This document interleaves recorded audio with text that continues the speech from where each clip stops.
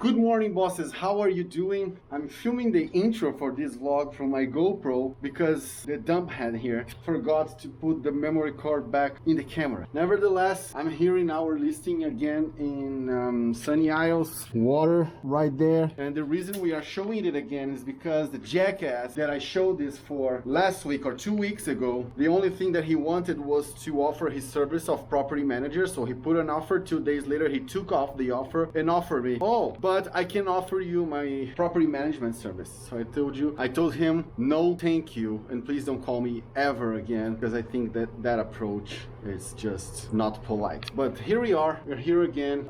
This is going to be sold soon because we have a couple of showings. A lot of people are interested and we are beachfront, so that's good. So yeah, let's start the day. Today's Martin Luther King Day. It's a holiday here, but we have a lot to do. The coronavirus. 2020 was not easy, and after 16 years working with investors, it was time to make a change.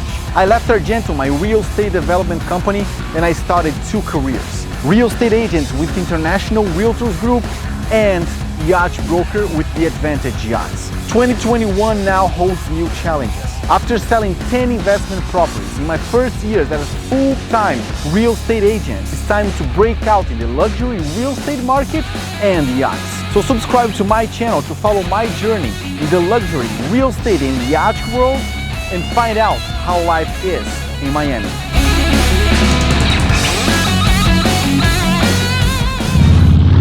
And good morning, bosses. We are back. I don't know, I was watching a footage of my trip to Key West the other day, and sometimes the microphone worked okay, sometimes it didn't, so I don't know what it is. I don't know if it's the cables or the microphone, but I just don't want to handle this right now. And as you can see, it's kinda a sunny day, sun between clouds, but I can't consider cloudy. Yesterday was not very good. Oh, I need to go this way.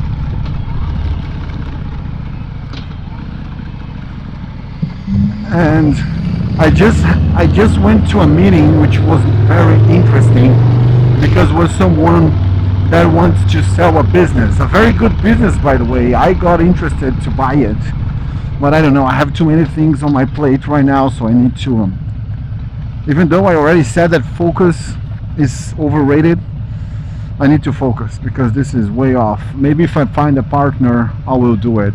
Fuck me, what is that? I always choose the wrong ways. Anyway, and they want to sell their business, and it's funny because I want to get more into residential real estate, the luxury thing, but the commercial and the business and the investments keep dragging me in. So the good thing is that at IRG we have a big team, so I can count on them to divide my operations. Like when I have listings for residential, I can count on my co-agents to help me sell that because everybody makes money anyway. So having 25 agents helps a lot. And that's what I like about IRG. We have 25 agents and everybody help each other. We work together to be the best for the client and of course for the company.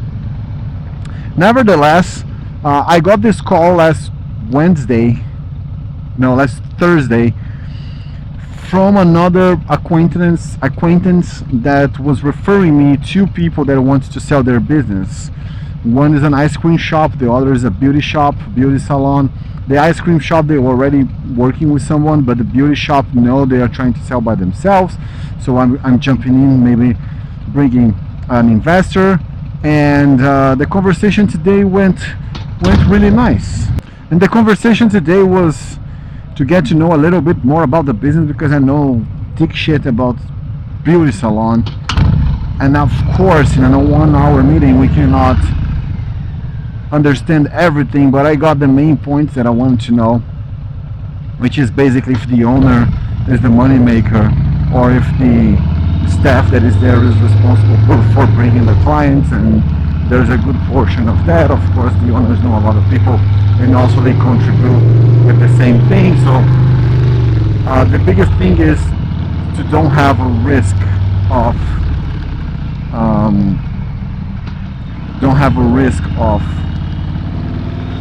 losing the clients once the owner leaves. So it is a good deal, it is a good business. Analyzing a business or selling a business is much different than selling real estate, because basically when you're talking about commercial, when you're talking about residential real estate, you have, of course, the intrinsic value of the house, of the property, which is land, construction, and everything. But of course, comparables. But of course, you have the emotional effect on a purchase and on a sale. Whereas in commercial and business, you have usually no emotion at all. It's numbers. How much money does it make today? How much money it could make someday? And how much money do you need to invest to maximize the return on that business or in that commercial property? And with all those understanding, you can put a value on the property or in the business and do the transaction. You need to see if there's liabilities that you need to pay. If the liabilities come with you, you need to take them off of the price. If they don't, it doesn't make any difference because the owner is going to pay for it, the current owner is going to pay for it. So it's also an interesting job.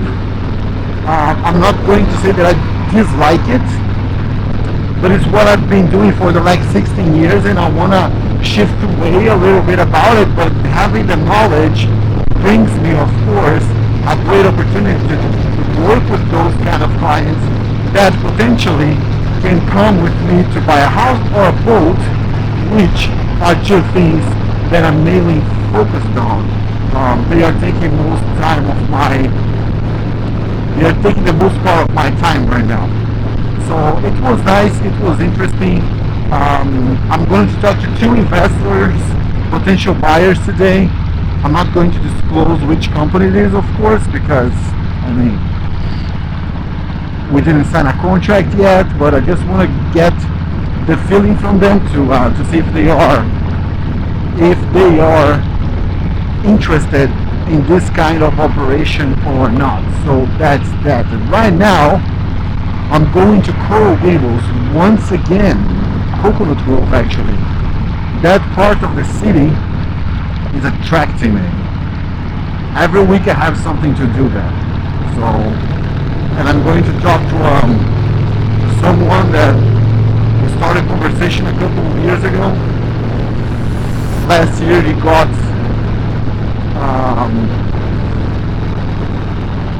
it's gone a little bit. We didn't catch up last year because of course of COVID.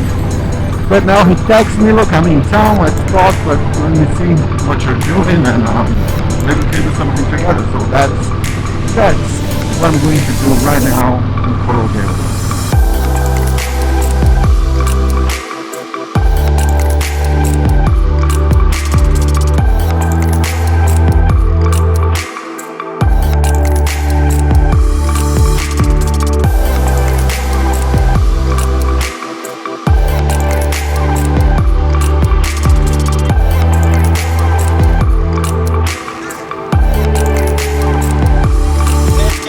E aí, doutor, tudo bem? Que mandas?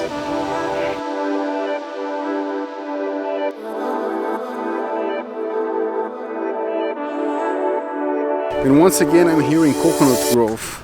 This is a very nice environment because I went to buy one of those sailboats and sail away sometime. I'm here because I was in a meeting talking to an old friend that I don't talk to for, I don't know, last year I didn't talk to him, so more than a year. And he was in Brazil, and now he's here, so we're talking about whatever he is doing, what I'm doing, and talking to him about business opportunities, all the changes that I've made in my career, how can I help him right now. And last week I was very anxious again, because real estate and investments is, and this is not a turtleneck, this is my mask. Real estate and investments are segments that are, how can I say this? Relationship intensive. So I need to be out talking to people all the time to, number one, identify great opportunities, and number two, have people to offer those opportunities. And last week I got a referral from,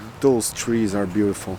I got a referral from an acquaintance for two people that are selling their properties as their investment, their companies, as I told you. And right now, so this was Friday, I talked to them on Friday. Right now I have 4 people interested in buying one of the business, which is the beauty salon. So I need to stay out and about and talking to people. Even for my yacht business, I need to be more in environments like this and getting to know people and talking. Like today, this guy that I was talking to, he's a boater, he can buy a boat with me. So that's different, not a strategy, but a different routine that I need to apply. I need to apply the routine to talk to people, because when I stay in the office, nothing's going to happen. And now I'm trying to concentrate all my office stuff in the morning, so I have the whole day to develop the other stuff. And this is a dinghy park. You park your dinghy here. Look how many sailboats. This is amazing. I really want a sailboat. I think I'd rather have a sailboat right now than actual motor yacht, because just the peace of being on the water with no engine, nobody talking, anything is just amazing. So that's it. My job here in Coconut Grove is done. Now I'm going to the office really quick just to get the keys for the apartment that I sold last week, because tomorrow there's an inspection and I need to be present.